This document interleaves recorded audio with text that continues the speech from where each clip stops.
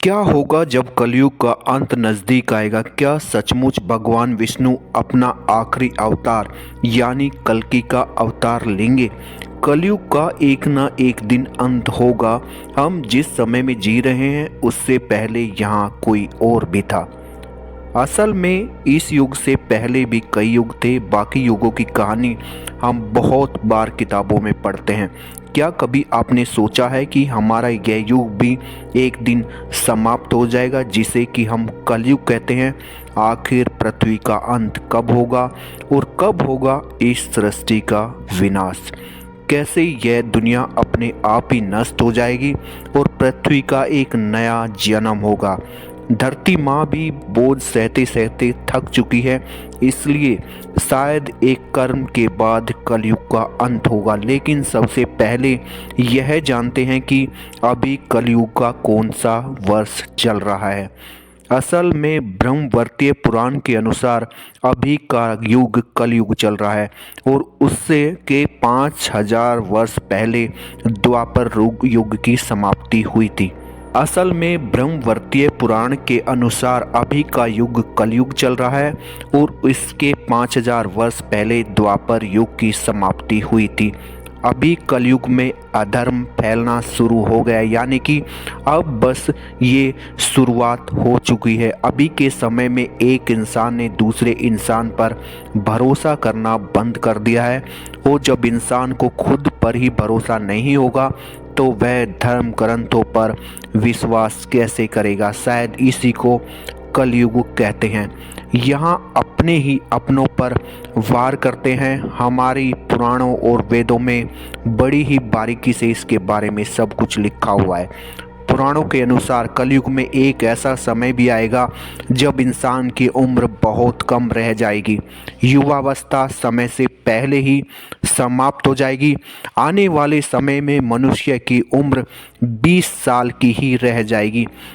यहाँ ये बताया गया है कि कलयुग का अंत समय से लेकर अनेक धर्म ग्रंथों में कई रोचक बातें इसमें बताई गई हैं।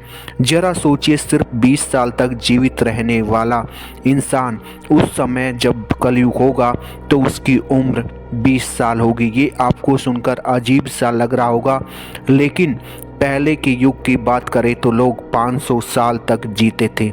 कहा यह भी जाता है कि इस धरती का विनाश जल्द ही होगा।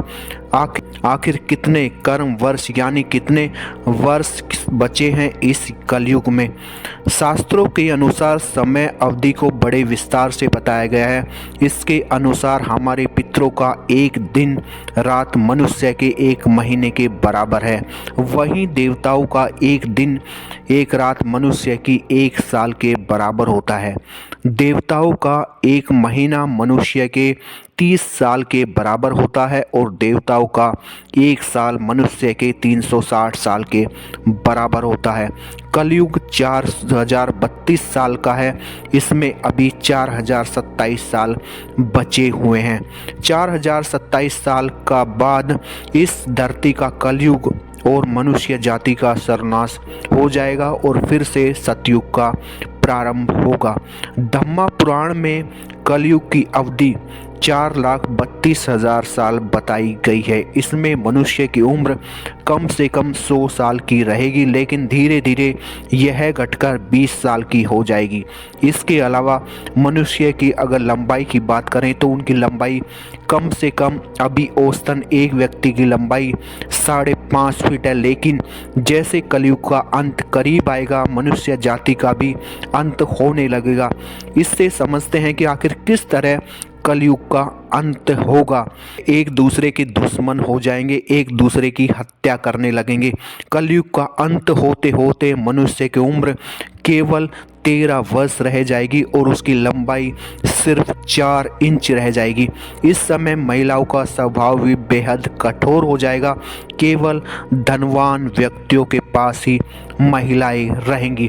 मनुष्य के स्वभाव की बात करें तो उसका स्वभाव गधों की तरह हो जाएगा। कोई भी व्यक्ति या स्त्री अपने प्राकृतिक खूबसूरत बालों को रंगना शुरू कर देंगे। कलयुग में किसी के बाल भी लंबे और काले दिखाई नहीं देंगे। हर घर में गृह क्लेश होगा, कोई आपस में मिलकर नहीं रहेगा, कोई भी एक दूसरे से सच नहीं बोलेगा, पति पत्नी से झूठ बोलेगा, पिता पुत्र से झूठ बोलेगा, सत्य की आंखों में पट्टी बंध जाएगी और हर जगह झूठ का बोलबाला होगा।